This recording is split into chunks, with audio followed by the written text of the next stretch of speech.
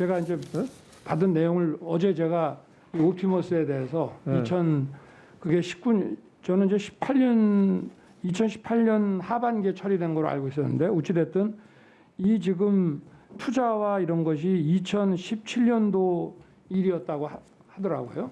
간단하게 한번 그저 요지를 말씀해 주시죠. 네네. 그래서 이게 지금 이혁진하고 김재현하고 다투면서 지금 이혁진도 고소했다가 고소를 취하하고 또 그 조사 받으러 온 전파진흥원의 그 직원들이 사실 이거 우리가 고소할 일이 아닌데 이혁진이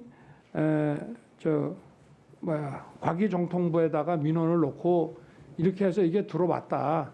우리는 그렇게 얘기를 했기 때문에 통상 그러면은 그리고 이제 그 당시에는 옵티머스 환매불능이 터지기 전이기 때문에 이게 한쪽 지금 두 사람이 막 다투고 있는데 전후 경영진이 근데 한쪽 얘기를 듣고 이게 막 수사를 해나가서 만약에 그러게 잠깐만요. 그런 부분은 있습니다. 지금 총장은 이제 한쪽 이혁진이가 얘기하는 거기 때문에 한쪽 얘기를 듣는 거라서 안 했다라는데 그 내용 자체를 명백하게 뭐 공공기금을 이용해 가지고 가서 그거를 뭐 잘못 사용한 게 명백하단 말이에요. 그래서 검사 입장에서 그런 걸 봤으면 당연히 거기에 대해서 처벌을 해야 되지. 그걸 무혐의했다는 건 제가 볼 때는 그 당시 변호사가 누구였는지 이런 것도 굉장히 의심이 되는 거예요. 그런 것 때문에 다 뭐 여론조 소문이 있긴 한데 변호사나 이런 사람들 해가지고 고발인도 없고 그러니까 그냥 덮은 게 아닌가 이런 생각을 한단 말이죠. 근데 결과적으로 그때 만일에 그걸 잘 막았으면 그 이후의 피해는 줄일 수 있었다 이런 얘기입니다. 검찰의 역할이 그런 거란 말이죠. 이게 지금 우리 총장께 제가 드릴 말씀 뭐냐면 또 하나가 아까 칼을 막 휘두른다라는데 이 사건은 가장 중요한 게 금융사기 사건이에요. 그죠? 일반 피해자들이 굉장히 많아요. 그러면 검찰 수사도 일반 피해자들이 피해를 회복할 수 있는 길이 무엇인가? 누가 사기를 치고 또 공공기관 중에 누가 책임이 있고 그것을 가려내가지고 하는 것이 본류인데 그거는 먼저 치워버리고 그게 본류가 아닌 그러니까 피해자한테 피해를 회복하는 것과 관계없는 여러 데서 관심을 갖고 있는 무슨 뭐 정치인 수사 이런 데만 집중하는 것이 아닌가 이런 생각이 든단 말이죠. 그러니까 수사가 편중돼서 이루어지고 있는 거고 결국은 검찰 입장에서 볼 때는 이목을 끄는 데만 수사를 하고 정말 많은 피해자들의 피해를 회복할 수 있는 수사는 안 하고 있는 거 아닌가 그런 생각이 드는 거예요. 그건 나중에 답변해 주시고요. 시간 때문에. 그리고 제가 아까 좀 이상하게 생각한 게 뭐냐면 김봉현이나 우리 아까 총장이 오전 얘기할 때 김봉현하고 한명수 총리 그 사건에서 진술했던 사람하고 또 누구 하나 이 사람들 세 사람이 다 사기꾼이라고 하셨죠. 그러니까 사기꾼들의 말을 어떻게 믿냐고요. 아니 사기꾼들의 말을 어떻게 믿고 하느냐 이런 말씀하신 거 아니에요, 앞에 그죠? 그러니까 제가 무조건 못 믿는다는 것이 아니라 그 사람들은 일방적으로 들을 것이 아니라 좀 신중하게 검토를 해야 된다는 말씀입니다. 당연한 얘기인데 총장이 아까 얘기할 때는 사기꾼들의 말을 믿고 왜 그렇게 얘기하신 거예요? 근데 여기 다 보세요. 그 사기꾼이라고 얘기하는 지칭하는 그 사람들의 말 때문에 다 한명수 다 저거 전에 무슨 사건에 그 김재현이는 다 김재현이 하고 구속된 거예요. 김봉현도 마찬가지 그것 때문에 여러 사람 구속됐잖아요 지금 실제로. 그러니까 똑같은 사람의 얘기를 듣고서 어떤 거는 사기꾼의 말이니까 못 믿고 어떤 거는 믿어가지고 기소하고 그 사람 증거로 해가지고 그게 되나요? 제가 드릴 말씀 하나. 어떤 사람의 말이라도 그냥 그 사람이 어떤 사람이라는 거 가지고 가볍게 평가하지 마시고. 그건 뭐 절대 그렇게 안 합니다. 그리고 우리 총장께 말씀드리는 거는 너무 표현이 너무 거칠어요. 그래도 검찰총장이 되시는 분이 오셔가지고 특정인을 모아서 사기꾼이나 이렇게 얘기하면 되겠어요? 저는 사기꾼이라고 말씀드린 적이 없는데요. 아까 이따 보세요. 저는 그 들었어요. 제가 요는 그거예요. 그러니까 아니 한번 속기록을 한번 보죠. 알겠습니다. 사기꾼이라고 제가 어떻게 누구 제가 들었던 취지는 그런 취지예요. 그러니까 그런 점에 대해서 신중하게 다 잘 판단하시고 또 그런 점에 대해서는 좀 피해자들 금융사기에 전에 좀 집중할 피해자 기준이 없다고 선택까지 하지 마세요. 선택해가지고 판단을 표현을 한다는 검찰이 잡아서 누구를 찍어가지고 자기가 하고 싶은 수사만 한다 이런 얘기를 듣는 거예요. 근데 선택과 집중은 해야 됩니다. 저희 검사나 수사 자원도 한계가 있고요. 사회에 더 영향을 미친 중요한 것들을 해야 되고 이 옵티머스 같은 예. 그 선택이 자의적이냐 안 자의적이냐 어떻게 판단해요? 네, 정리해 주세요. 그런 선택이 자의적이라는 판단이 되는 그거 총장 혼자 판단하는 거 아닙니다. 네, 저희 의사 결정 시스템이 그렇지 않습니다. 선택이 자의적이었다는 판단을 받는 겁니다. 지금 윤석열 총장 하에서 검찰이. 그래서 그거는 좀 아까 말씀드린 것처럼 오해가 많으신 것 같습니다. 공장에서 얘기한 표정이라는 그런 의미를 이제 꺼낸 겁니다. 네, 수고하셨습니다. 다음은 존경하는 신동근 의원님 질의해 주십시오. 예, 인천 서구의 신동근 의원입니다. 총장님, 네. 그 라임 사건에 대해서 물어보겠는데 원래는 이게 이제 금융 비리 사건이잖아요, 그죠? 그렇습니다. 근데 어쨌든간에 물론 이제 실체적 진실은 수사 결과를 봐야겠지만 김봉현 회장의 편지대로에 의하면 상당히 충격 아닙니까, 그죠? 이게 만약 사실이라면, 그죠? 그렇습니다. 왜냐하면 이게 문재인 정부의 적폐청산과 검찰 개혁이 진행되는 와중에 이런 부패 사건이 터졌다는 게 충격이죠, 사실은. 그렇잖아요. 근데 어쨌든 간에 이 봐야 되겠습니다만은 이게 시간, 상대, 뭐 특정한 사안들이 굉장히 구체적이에요. 그 중에서도 특히 이제 보면 검사에 대한 향응 접대 부분은 뭐 일정 부분 언론을 보거나 여러 가지 봤을 때 좀 사실로 드러나는 것 같고요. 화면 보시죠. 그래서 이게 초기에는 금융비리 사건이었다가 지금은 뭐 전현직 검찰 수사관 뭐 특수통들의 검찰비리 게이트가 아닌가 싶을 정도인데 이 보시면 그 야당 정치인 전 야당 대표의 최측근 뭐 이분 수억 받았다고 그러고요. 그 뭐 우리은행 저 은행장하고는 보니까 이게 또 동문관계입니다. 그 다음에 저 검찰에 그 영장 청구 무마했다는 그분은 뭐 보니까 윤대진 지검장인 것 같은데 본인은 아니라고 또 얘기를 했으니까 뭐 본인 스스로 얘기해서 아마 그분인 것 같아요.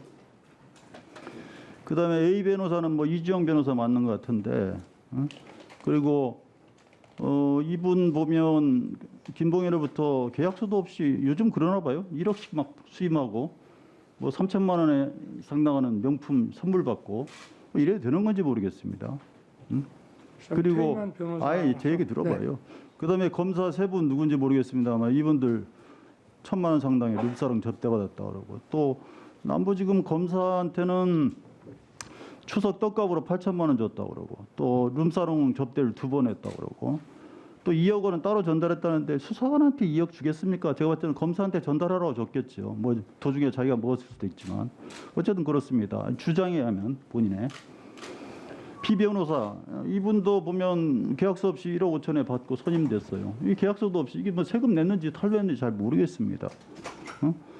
이거 보면 정말 이건 뭐 저는 정말 충격적이다 이렇게 보고 총장님 아까 이제 다른 동료 의원분들도 여쭤봤는데 이주영 변호사 아십니까? 다음 보시죠. 알고 있습니다. 알고 있죠. 네. 그죠.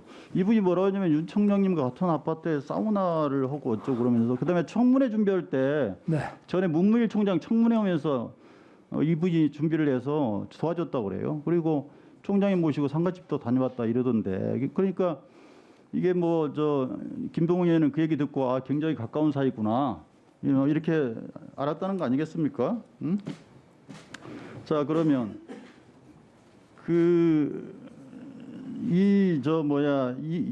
저 김봉현의 진술에 의하면 술 접대한 사람을 어떻게 얘기를 하냐면요. 다음 보시죠.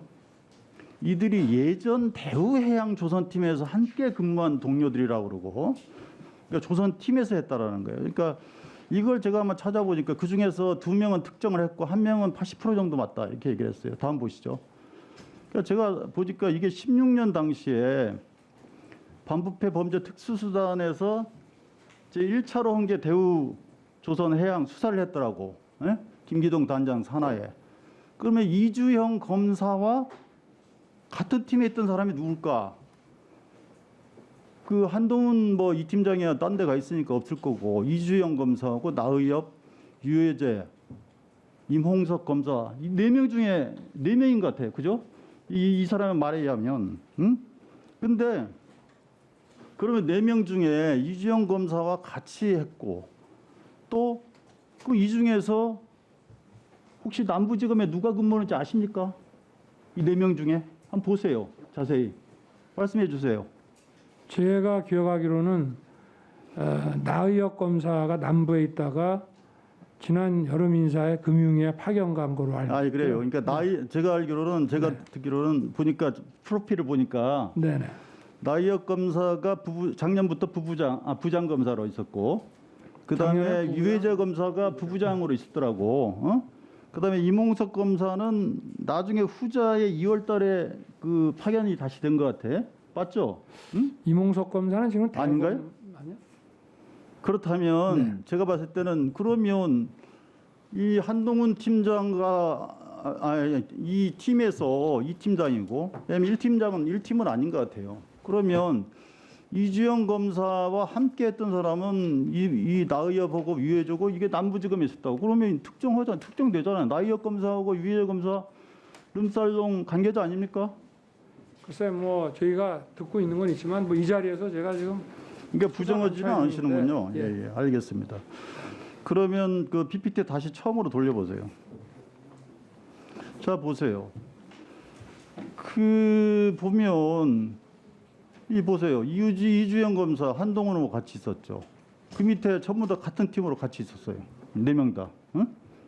이 특수통들이 같이 끼리끼리 뭉치고 이주영하고 또 이 검사하고는 이주영은 그만뒀음에도 불구하고 이 관계를 서로 그 계약도 하지 않고 수임 받아가지고 서로 접대도 하고 뭐 이런 관계로 서로 주고받는 전관예우까지 되는 말하자면 솔직히 얘기해서 이분들 한동훈 밑으로 해서 다 윤석열 사단 아닙니까? 이게 뭡니까 사단의 이게? 정의가 뭡니까? 아니 그러면은 뭐 어느 기관 아니 제 얘기 들어보세요. 그러니까 내가 물어본 게 아니잖아요. 아니 이게 뭐 무슨 자 그러면 이분들에서 다 윤석열 라인 아니라는 얘기예요. 한동훈, 그 이주영도 그 밑에 다 있었고, 자, 이주영 검사 보세요. 자, 적 보고 내 얘기 들어봐요. 그다음에 김봉현 관련돼서 송사면 관련해서 보고 라인 보세요.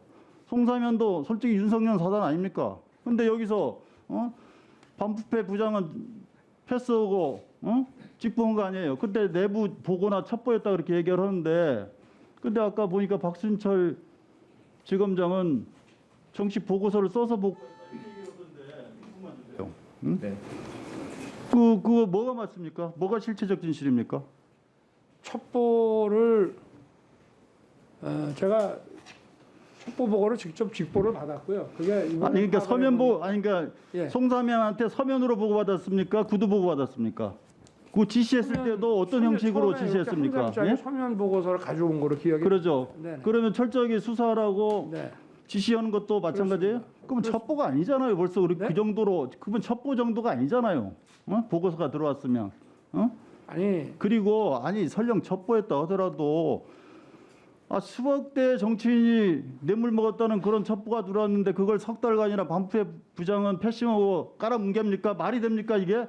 아니 그 상장 쪼가리 하나 이 법으로 복사했다고 이조했다고 몇십 명씩 검찰해가지고 탈탈 털면서 이게 말이 돼요?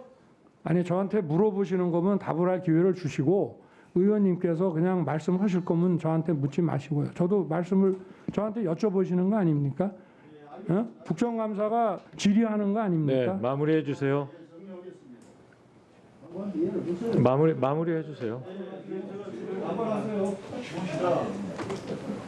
어쨌든 간에 이게 향응 갖고 뇌물 여러 가지 이것들이 사실이 아닌지는 몰라도 이 부분에 대해서는 어쨌든 간에 철저히 수사해서 검찰의 명예를 위해서도 해야 되지 않겠습니까? 당연합니다.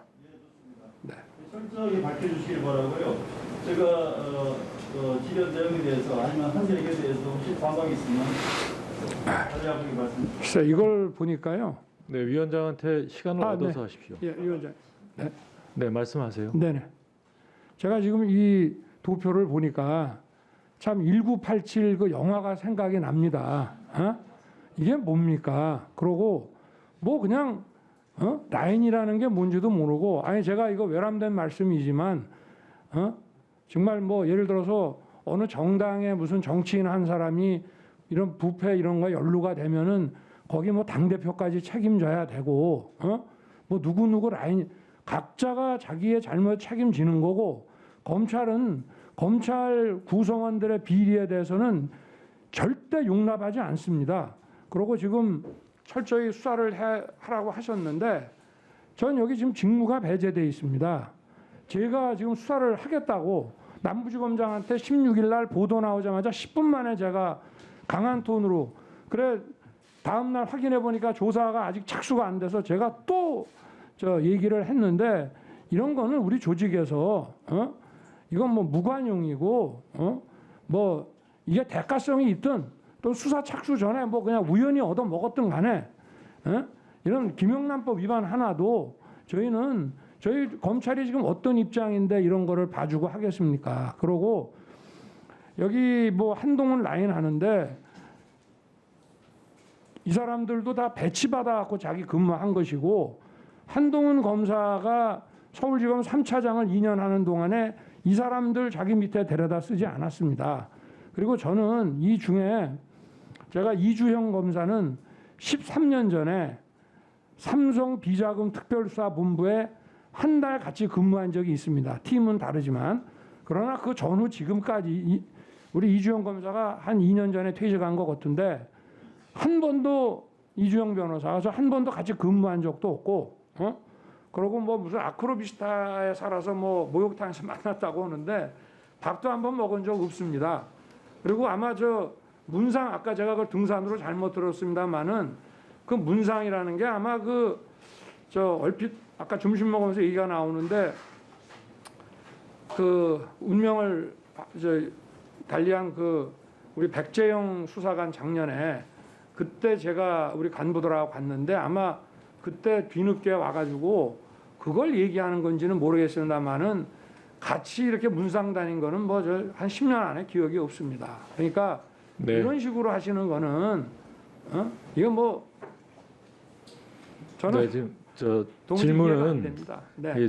신동근 의원 질문한 데 대해서 좀 되도록이면 짧게 답변을 해주시는 게 진행에 협조를 해주시는 겁니다. 그리고 그 존경하는 신동근 의원 아까 질문을 하시는데 그 검찰총장께서 질문에 대해서 이제 무슨 이런 질문을 하느냐 그리고 이게 국정감사 아니냐 이렇게 말씀을 하시는데 우리 위원들이 이 증인에 대해서 질문도 하지만 지적도 하고 또는 뭐 이를테면 의견을 말하기도 하고 다양하게 자기 시간에서 이야기를 할 수 있습니다. 거기에 대해서 오히려 이 피감기관의 장이 이 감사하는 위원회 질문에 대해서 문제 제기를 하는 것은 피감기관의 장으로서의 태도로는 용납하기 어려운 태도다. 유념해 주시기 바랍니다. 예, 김진애 의원님 말씀하십시오. 예, 제가 오전에도 의사진행반항 안 했기 때문에 지금 좀 신청을 해서 얘기를 드립니다. 네? 말씀하십시오. 자료 요청은 아니고 자료 요청과 의사진행은 다릅니다. 지금 윤석열 검찰총장이 답변하시는 거는 사실은 이미 국민들이 다 알고 있습니다. 어떤 식으로 답변하는지. 보통 질문을 하면 그 질문의 요점을 얘기하는 게 아니라 그 주변의 관계 얘기를 하고요. 그다음에 요점을 얘기를 하는 게 아니라 있던 조그만 에피소드를 거기에 넣어가지고 초점을 흐려버립니다. 거기다가 또 하나는 윽박지릅니다. 이 질문하는 사람이 뭐 했느냐 하고 우리 자신을 피감기관으로서가 아니라 질문자를 평가하려고 듭니다. 그래서요, 제가 제안하는 건 딱 이렇습니다. 어떨 때는 형식이 내용을 지배합니다. 그렇게 되는 이유 중에 하나가 시간을 너무 많이 주기 때문입니다. 그래서 저는 우리가 8분을 끝내고 나면은요, 그 다음에 답변을 하시는 거는 딱 1분으로 딱 간정을 시켜 주십시오. 그래서 그 1분 안에 저희도 7분 안에 요점 정리를 해서 질문하려고 굉장히 노력을 하거든요. 그리고 검찰총장은 1년에 겨우 한 번 볼까 말까 하는 이런 상황에서 저희 질문할 것도 굉장히 많고 요점을 들어야 될 게 많습니다. 검찰 안에 주저리 뭐 문상을 누가 가고 누가 어떻게 되고 이런 얘기 하나도 듣고 싶지 않습니다. 요점을 확실하게 답변해 주시려면은 시간에 딱 맞춰서 1분 안에 그 요점을 파악을 해서 얘기를 해 주십시오. 그렇게 요점 파악이 안 돼가지고 어떻게 검사를 합니까? 어떻게 검찰총장까지 합니까? 요점을 왜냐하면요, 정치적인 수사를 가지고 넘어가지 말라는 얘기예요. 왜냐하면 수사를 할 때 딴 거에 여러 가지에 흔들리지 않고 요점을 가지고 하는 게 수사의 본질 아닙니까? 그렇게 하시듯이 우리 지금 여기서 국감에서도 검찰총장이 그렇게 좀 단아하고 우아하고 그리고 누구를 패 죽인다 이런 표현 좀 쓰시지 말고 정말 제가 오전에 정말 그런 얘기 듣고 힘들었는데요. 예, 다 말씀하신 요점에 거죠? 충실하게 그러니까 여기는 수사실도 아니고요. 여기는 그냥 요점을 가지고만 얘기하시면 돼요. 저희가 그다음에 많은 자료를 가지고 하기 때문에 그래서 1분으로 딱 좀 해주십시오, 위원장님. 그렇게 예, 하십시오. 잘 아시겠지만 이 증인석에 이 마이크는 항상 켜져 있습니다. 항상 켜져 있어서 이 시간 제약을 하기가 어렵습니다. 예, 그래서 이제 검찰총장께 제가 2번, 3번 당부를 드리는 거예요. 이게 추가로 답변할 시간을 달라고 그래서 제가 드리는데 너무 길게 답변을 하시면 이제 앞으로는 추가 시간을 좀 달라고 그래도 드리기가 어렵습니다. 그러니까 적절히 요약해서 답변을 해주시는 게 저희한테 꼭 필요하다는 말씀을 드립니다. 예, 네, 김도우 의원님 예. 말씀하십시오. 이제 의원들도 질의를 하는 요령이겠죠. 간단 명료하게 질의를 하고 답을 구하고 질의 답변 이렇게 가면 또 이런 문제가 안 생기겠죠. 조금 전 사례를 보면 답변을 하려고 그러면 가만히 있으라 막고 계속 말씀을 하십니다. 질의인지 지적인지 의견인지 모르지만 계속 말씀하시고 기관 정인이 동의할 수 없는 부분이 있어서 대답을 하려고 하면 또 막아버리고 그렇게 7분 나머지 1분까지 다 써버립니다. 이런 식으로 하는 것도 적절치가 않습니다.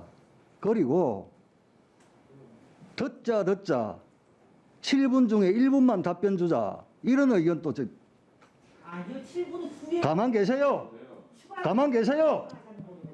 아니 확실하게 하세요. 저는 8분인 것 같긴 가만 계세요. 창피해서 정말. 말 좀 똑바로 알아들으세요. 예, 알겠습니다. 김진애 의원님. 그래서 질의하는 분들도 적절하게 하시고 답변도 거기에 상응해가지고 하면 대등하게 이렇게 주고받고 안 되겠습니까?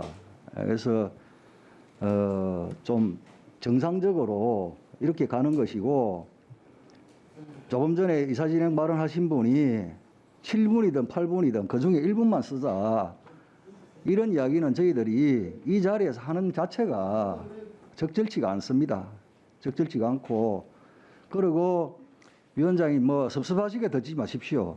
그간에 이런 형태가 되어가지고 어느 기관 정인이든 양해를 구하고 또 반드시 양해를 해주시고 해서 답변할 기회를 쭉 줘왔지 않습니까? 그런 식으로 하면 되는데 갑자기 지금 1분 이야기가 나오길래 좀 황당하기도 하고 합니다만 계속 좀 진행해 주시죠. 네네. 제가 1분 답변 시간을 제한하라는 그 말씀을 받아들인 게 아닙니다. 예. 그리고 이제요. 이게 서로 상호작용 때문에 그러는데요. 질문하실 때도 질문의 요지를 좀 분명하게 해서 답변을 짧게 할 수 있도록 이 질의를 잘 해주시고 답변하시는 분도 답변을 요령 있게 좀 짧게 하시면 답변을 듣고 난 다음에 다음 질의로 넘어가거든요. 근데 답변을 시작해서 시간을 너무 끌어버리면 그러면 이제 질의자가 다급해져서 자꾸 말을 끊게 됩니다. 그래서 이 서로 이 상호작용을 통해서 질의 답변하는 이런 이 문화가 좀 제대로 정착되게 애써 주셨으면 좋겠고요. 이 저희 위원회가 좀 삭막해지는 것 같은데 마침 우리 송기현 의원님이 장자의 포정 예를 들어서 제가 한 말씀 드리고 지나가겠습니다. 검찰총장님, 이 장자에 나오는 포정은 칼을 쓰는 사람은 아닙니다. 쌍도끼를 쓰는 사람이고 이 소를 잡는 백정인데 워낙이 이 도끼를 잘 써서 그야말로 이 피 한 방울 안 떨어뜨리고 뼈와 살을 분리했다. 뭐 그런 이 이야기가 있는데요. 대비되는 사람이 누구냐 하면 수호지에 나오는 흑선풍 이규입니다. 이 사람도 똑같이 쌍도끼를 쓰는데 이 사람은 정말 자기 온몸을 피로 칠갑을 하면서 이 전투에 임하는, 물론 뭐 그 전투력이야 대단하겠지만 이 옆에서 보는 사람은 마치 이 악귀 야차를 보는 것 같다, 이런 표현이 나옵니다. 그래서 같은 쌍도끼를 쓰더라도 우리 검찰이 장자에 나오는 포정처럼 써줬으면 하는 말씀을 우리 송기현 의원님이 하신 거죠? 예, 그걸 잘 이해해 보시면 어떨까 싶습니다. 예, 지나가겠습니다. 다음은 존경하는 전주혜 의원님 질의해 주시기 바랍니다. 네, 국민의힘 전주혜 의원입니다. 총장님 수고 많으십니다. 네, 오전에 여러 가지 말씀을 하셨습니다만은 저는 두 가지가 굉장히 인상 깊었습니다. 첫 번째는 추미애 법무부 장관의 일련의 지휘권 발동이 위법 부당하지만 조직의 안정을 위해서 수용을 했다. 또한 국민의 피해를 우려했다. 이것이었고요. 두 번째는 본인의 소임을 다하겠다. 굉장히 인상 깊게 들었습니다. 검찰의 역할, 공정한 수사, 또 검찰의 중립성 꼭 지켜주시기를 다시 당부드립니다. 네. 앞서 이제 여러 의원님들이 자꾸만 라임 사건을 이제 가지고 좀 여쭤봐서 저도 한 몇 가지만 좀 여쭤보겠습니다. 총장님이 라임 수사 막은 적 있으십니까? 아니 그 라임 수사는 제가 지금까지 지시했어요. 막은 적 없습니다. 없으시죠? 당연히 예, 국민들 앞이기 때문에 제가 여쭤보겠습니다. 또 야권 정치인 연루 의혹 관련해서 수사 막은 적 있으세요? 아니 제가 승인했기 때문에 수사가 시작된 거 아니에요? 예, 그렇죠. 첩보 단계에서. 현직 검사 룸살롱 접대 관련해서 알면서도 방치하거나 수사 막은 적 있으십니까? 아니 그걸 알자마자 제가 바로 수사를 네. 지시했지 않습니까? 예. 한번 PPT 보면서 여쭤보겠습니다. 라임 사건이 이제 한 1조 6천억 원대 이제 사기 사건인데요. 옵티머스도 한 5천억 원 정도의 지금 피해가 이미 발생하고 있고 이로 인해서 많은 국민들이 피눈물을 흘리고 있습니다. 여기에 나오는 옵티머스 초호화 고문단 이 내용이 올 6월에서 7월 사이에 옵티머스 사건 수사에서 압수수색에서 나온 하자치유 문건이라고 합니다. 이거 관련해서 총장님 보고 받으신 적이 있으십니까? 뭐 제가 최근에 언론 보도 후에 네. 예, 언론 보도를 보고 알으셨어요? 그렇습니다. 그래서 언론 보도 후에 좀 중앙에다가 좀 상세히 좀 보고를 한번 하도록 해봐라 해가지고 그렇게 해서 보고를 받았습니다. 그러면 총장님 말고 대검에서 다른 반부패 강력 부장이나 혹시 보고받은 적 있으십니까? 그거는 뭐 저는 알지 못하는데 총장이 보고를 안 받았는데 참모가 어떻게 받겠습니까?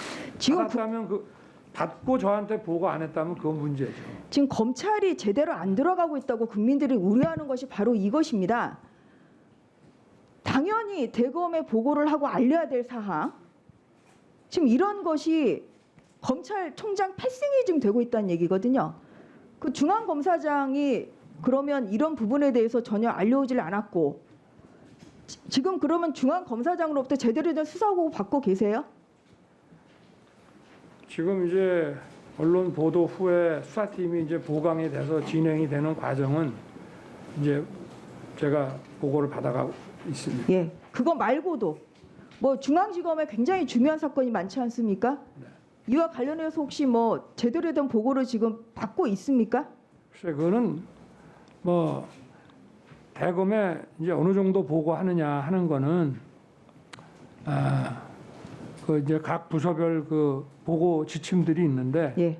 거기에 따라서 예. 보고를 하면 근데 그것도 사실 보면 애매한 게 많아서 예. 이걸 일선 기관장이 예. 총장에게 뭐를 보고할지 예, 알겠습니다. 자기네가 예. 알려줘야 저는 알 수 있지. 그럼 이제 안 이 그러면- 부분에 대해서 이게 이제 결국은 로비 의혹, 이게 단순한 그 펀드 사기 사건이 아니라 그 정권 게이트다, 이제 이러한 우려들을 국민들이 하고 있는데요. 그럼 이 부분에 대한 수사 의지는 있으십니까? 뭐 지금 수사팀도 좀 대폭 보강을 해가지고 지금 뭐 철저하게 지금 수사를 해 나가려고 하고 있습니다. 예, 철저한 수사를 다시 부탁드리고요. 또한 그 검사장의 중앙 검사장의 이러한 그 부적절한 이 보고 누락 이런 부분에 대해서도 밝혀주시기를 요청을 드리겠습니다.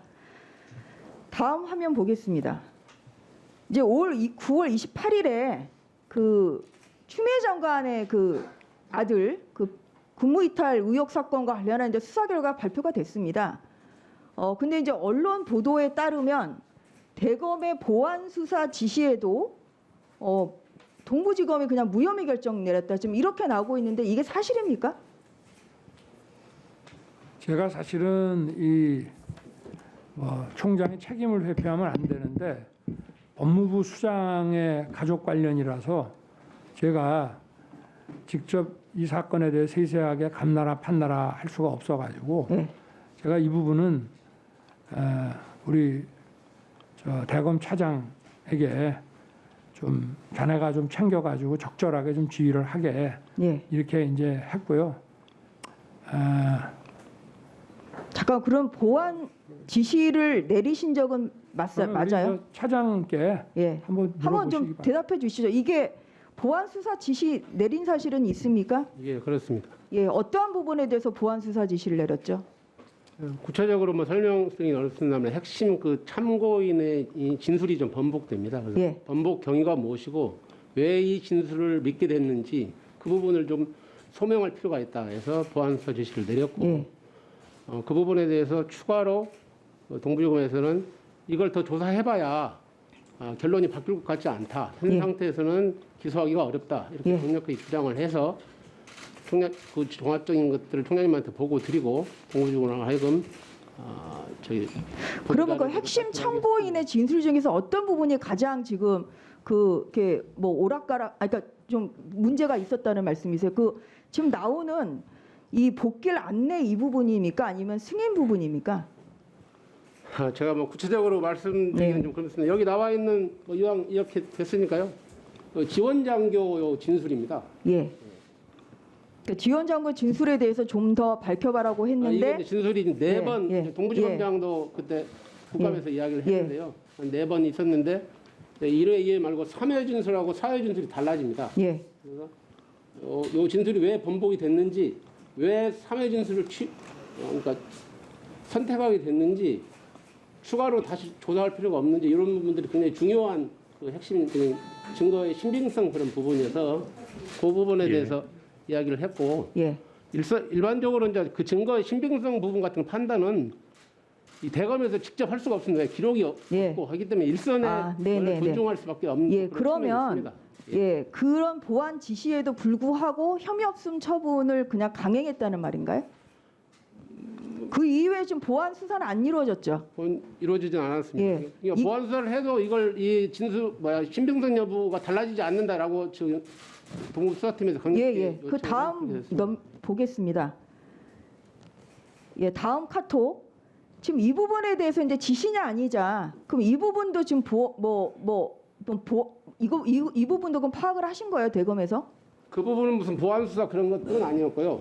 요거 이제 요 부분을 저는 보도 자료로 낼 것이냐 말 것이냐 가지고 조금 논란이 있었습니다. 그런데 그러니까 이 구체적인 것을 일반적으로 이렇게 보도 자료를 내는 경우는 이례적입니다. 보통 요지를 중심으로 내는데 요지만 중심으로 내면 또 그 장관 이 수사팀이 뭘 감췄다 이런 의혹이 있을 것 같고 해서 양론이 있었는데 그러면 그 동부지검 공개심의위원회 회부를 해가지고 하는 게 맞겠다 했더니 공개심의위원회에서 만장일치로 공개하자 해서 아마 공개된 거예요. 카톡에 대해서는 그 공개심의위원회의 결론에 따라서 공개가 된 겁니다.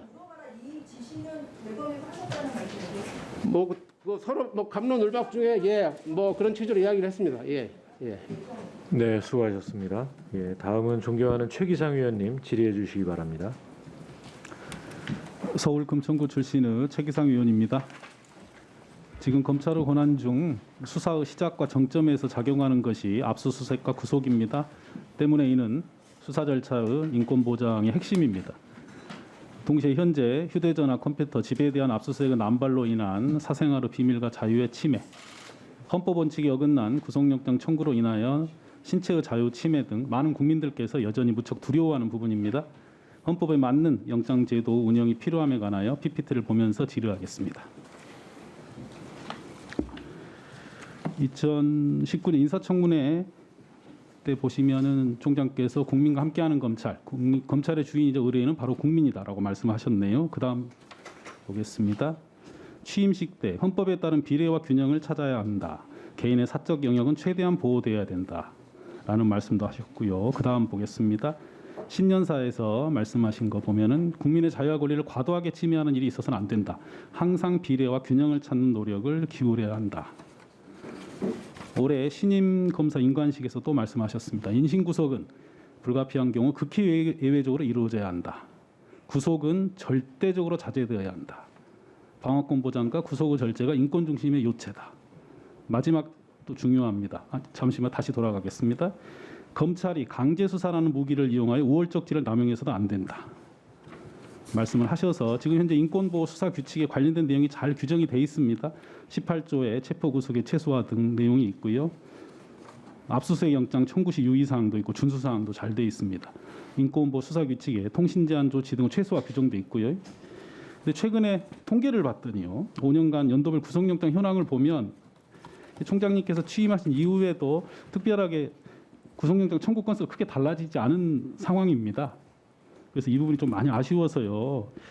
정말 불구속 수사가 총장의 신념이자 원칙이시라면 이 자리에서 우리 국민들께 그리고 검사들께 검찰의 불구속 수사 원칙을 좀 천명해 주실 수 없는가 말씀을 드리네요. 어떠십니까? 네, 저는 시간 있을 때마다 기회 있을 때마다 전국 검찰 구성원들에게 원칙적으로 구속하지 마라. 그렇게 계속 강조를 해왔습니다. 그리고 이제 뭐 중요 사건을 구속하겠다고 하면 이제 뭐 그 우리 참모 부장들을 통해서 이제 지휘 건의가 올라오는데 구속을 하겠다 그러면은 거의 바로 제가 한 적이 저는 잘 없습니다. 예, 알겠습니다. 늘 다시 한번 검토해라, 다시 한번 검토해라 이렇게 하는데 하여튼 제가 그 몇 가지 제가 조건을 줬습니다. 이런 경우 아니면 무죄가 나도 좋고 수사가 안 돼도 좋으니까 구속하지 마라 하는 강조를 늘 해왔는데 더욱 철저하게 이 부분은 제가 이행하도록 그래 하겠습니다. 예, 알겠습니다. 네. 다음 보겠습니다. 이제 압수수색 영장 현황 관련인데요. 마찬가지로 압수수색 영장 부분도 올해 상반기 때 청구된 청구 건수를 보면 올해 다 합치면 아주 많은 건수의 압수수색이 이루어질 것 같습니다. 아시다시피 다음 페이지 보겠습니다. 이제 과거 사법행정권 남용 사태 때 영장 청구 관련해서 이런 법원 행정처에 대한 청구가 기각된 부분에 대한 내용이 나와 있고요. 다음 페이지 보겠습니다. 그 당시에 영장 청구 압수수색 영장 청구 기각 부분에 관한 검찰의 입장인데요. 당시에 그 영장 기각된 것에 대해서 약간 비판하는 내용의 입장을 밝힌 바가 있는데요. 최근에 관련한 또 입장이 하나 나온 게 있습니다. 다음 보겠습니다. 그 채널A 기자 관련해서 이제 어느 검사장에 대한 휴대전화 압수수색 영장이 발부가 되니까 변호인이 의견을 냈는데요. 압수수색 등 강제수사 실행하는데 그 정당성에도 깊은 우려를 표한다 이런 내용도 있었습니다.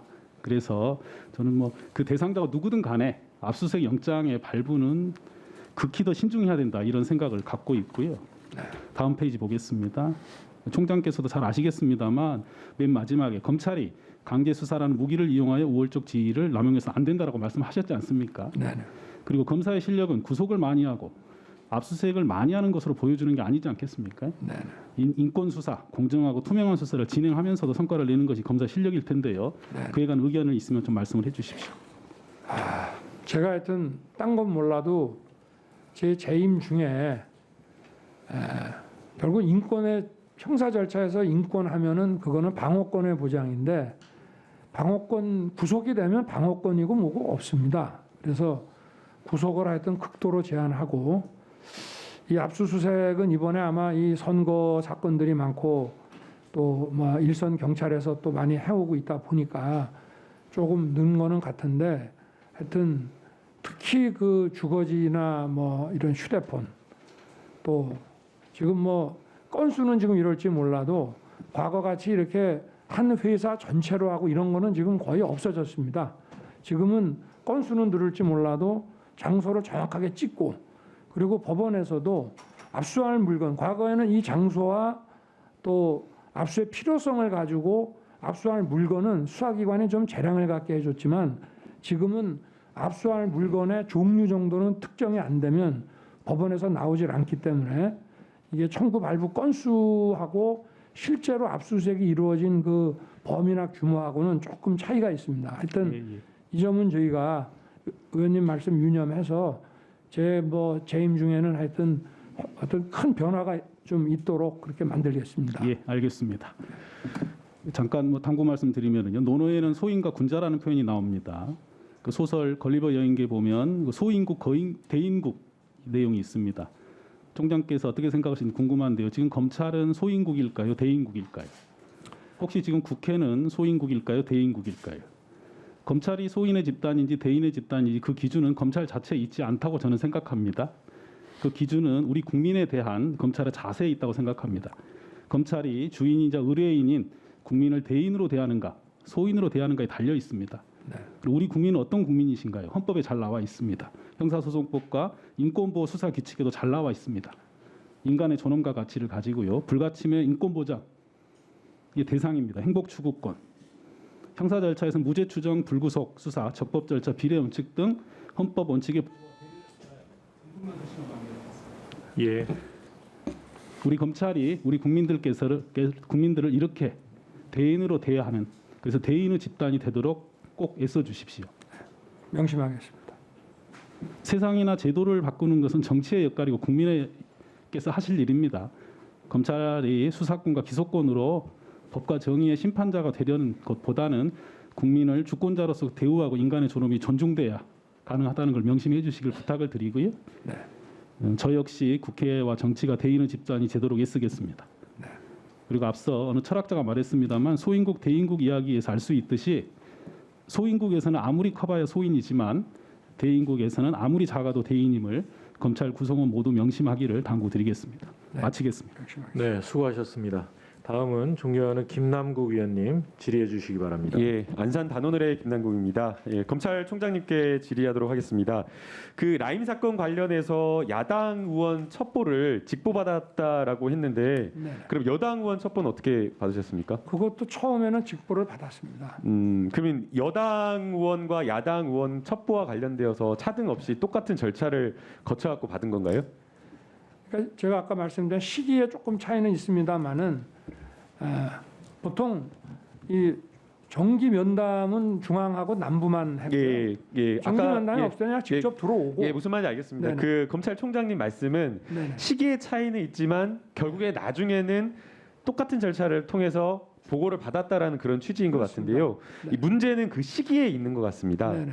야당 의원, 특히나 검사 출신의 야당 의원의 정보는 첩보라고 하면서 민감 정보라고 하면서 정식 보고 라인, 검찰에 있는 규칙을 뛰어넘어가지고 직보를 받고, 여당 의원 같은 정보는 보고서나 이런 것들을 통해 가지고 받다 보니까 정보에 대한 어떤 그 차이를 좀 두고 있는 것 같다라는 그런 생각이 들고요.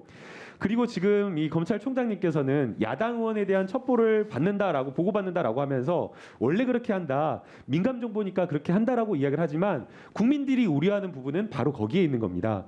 지금 검찰총장은 수사의 기밀성을 이야기를 하고 있지만 검찰이 과거부터 그러한 어떤 민감 정보나 고위 권력자에 대한 정보를 아주 소수의 사람들만 공유하면서, 믿을 만한 사람들만 공유하면서 그 정보를 독점하고 관리함으로써 이 사건을 원하는 때 터뜨리거나 아니면은 또 덮어버리거나 마음대로 하는 그 권력이 거기서부터 나왔다는 겁니다. 그래서 야당 정보, 여당 정보 할 거 없이 민감 정보, 민감하지 않은 정보 할 거 없이 검찰에서는 그러한 정보를 투명하게 공개하는 것이 검찰이 법과 원칙에 따른 수사를 할 수 있도록 하는 것이다라는 것을 조금 유념해 주셨으면 하는 바람입니다. 그런 취지에서 지난해 검찰총장님 정관예우와 관련되어서 어떻게든 정관예우 해결하겠다라고 했는데 해결되고 있나요? 구두 변론 없애겠다. 몰래 변론하는 거 원천적으로 막겠다라고 하면서 전화 한 통이라도 받으면 이거 전산해 갖고 무조건 기록에 남기겠다라는 개혁안 발표하셨는데 이거 어떻게 됐어요? 지금 일선청에서 또 다 그렇게 하고 있지 않습니까? 예. 제대로 파악하고 말씀해 주십시오. 어떻게 하고 있습니까?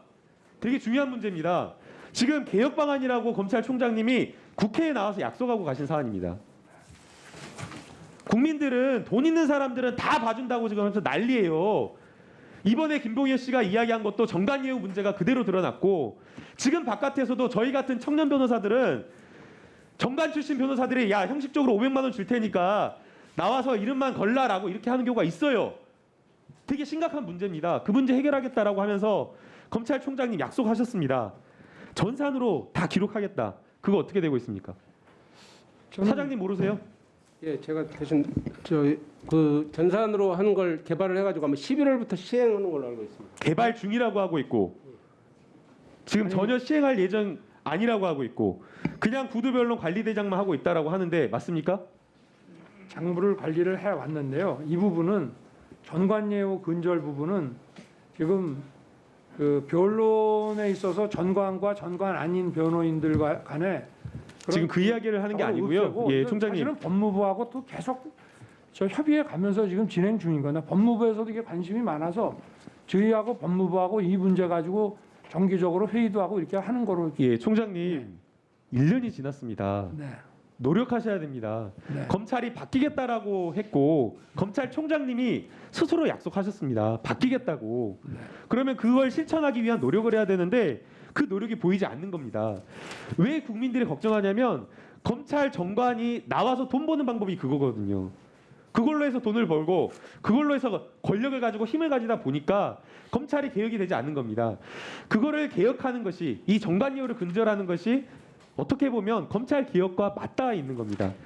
그래서 이 부분을 꼭 해결해 주셨으면 하는 바람입니다.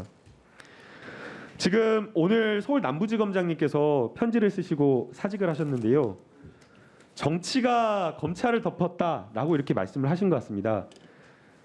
저는 오히려 정치가 검찰을 덮은 것이 아니라 검찰이 수사를 통해서 정치에 개입했다. 아니 개입한 것이 아니라 아예 직접적으로 정치를 하고 있다라고 생각이 듭니다. 그 PPT 좀 띄워주십시오. 그 검찰총장님 지난해 조국 전 장관 임명될 때 압수수색하면서 법무부 장관에게 조국 전 장관 임명하면 안 된다라고 이렇게 말씀하신 적 있으세요? 위증하시면 안 됩니다. 이거 아니, 정말 많은 사람 들어가지고요. 아니, 그러니까 이렇게 제가 말을 아니 솔직하게 예 아니오만 말씀해 주세요. 아니까 지금 답변 기회 드리잖아요. 박 장관님하고 만나서 한 얘기가 우리 박 장관님이 저걸 언론에 말씀하셨는데 제가 그 취지가 그런 뜻이 아닙니다라고 얘기했기 네, 알겠습니다. 그러니까 그런 취지는 아니라는데 어쨌든 부정적인 뉘앙스는 표시했다는 말씀이신가요? 아니 이렇게 얘기가 됐습니다. 아니 길게 알겠습니다. 그러면 임명과 관련되어서 제가 충분하게 나중에 해명하시고요. 그럼 임명과 관련되어서 대통령 복대를 요청한 사실 있습니까 없습니까? 없습니다. 그 PPT 한번 넘겨보세요. 앞에 넘겨보세요. 앞으로 다시 앞으로. 지금 박상기 전 법무부 장관은 압수수색하는 8월 27일 날 수십여 곳의 압수수색을 하고 그때 법무부 장관 반대 의사표시를 분명하게 했다라고 인터뷰를 했습니다. 다음 넘겨주세요. 이해찬 전 당대표 윤석열 검찰총장이 대통령 독대를 요청했다. 사실이다. 그럼 지금 이해찬 전 당대표 거짓말하는 겁니까? 저는 아마 아니 독대한 사실 있어요 없어요? 대통령과 독대요. 요청한 사실 있습니까? 요청한 사실 없습니다. 없습니까? 네네. 그러면 조국 전 장관을 내정해가지고 임명하겠다라고 할 때 네. 검찰총장이 압수수색을 수십여 곳에 대해서 한다라는 것 그게 어떻게 해석되겠습니까? 아니 그게 어떻게 해석되겠냐고요? 거기에 대해서는 제가 이 자리에서 드릴 얘기는 아니고 제가 답변을 드리겠습니다. 네. 대통령이 장관을 내정하고 지명하고 하려고 하는데 그날 수십여 곳에 대해서 압수수색을 한다라고 하면 그거는 장관이 검찰총장이 법무부 장관에 대해서 대통령의 임명권에 대해서 반발하고 반대하고 않는다라고 하는 것을 대한민국에 공표한 거나 마찬가지인 겁니다. 그걸 모르셨습니까? 저희가 그걸 모를 리가 있습니까? 아니, 저희가 아니요, 제가 이야기하겠습니다. 그 다음에 이야기하시면 됩니다. 그걸 모를 리가 있겠냐고요. 아니 저희가 압수수색 아니 제가 이야기하고 그 다음에 말씀해 주시면 좋겠습니다. 청문회 일정도 청문회 당일날 네. 11시 거의 밤 다 돼서 네. 표창장 위조 관련된 의혹을 네. 기소를 하셨습니다. 네. 제대로 된 수사나 했습니까? 표창장 위조 공소 사실 어떻게 됩니까? 목적 범위이기 때문에 기본적으로 사문서 위조의 목적을 적시해야 되고 사문서 위조의 방법 어떻게 했는지 언제 했는지 이런 것들이 제대로 수사해야 되는데 하나도 맞지 않습니다. 이런 것들이 검찰이 정치에 수사를 통해서 개입했다. 검찰이 정치를 하고 있다라는 평가를 받게 되는 겁니다. 더더욱이 다른 것도 아니고 민주적 정당성을 가진 대통령이 네, 정리해 주세요. 임명하려고 하는 법무부 장관에 대해서 검찰총장이 그렇게 수사를 통해서 방해하고 임명 반대를 한다는 것 있을 수가 없는 일입니다.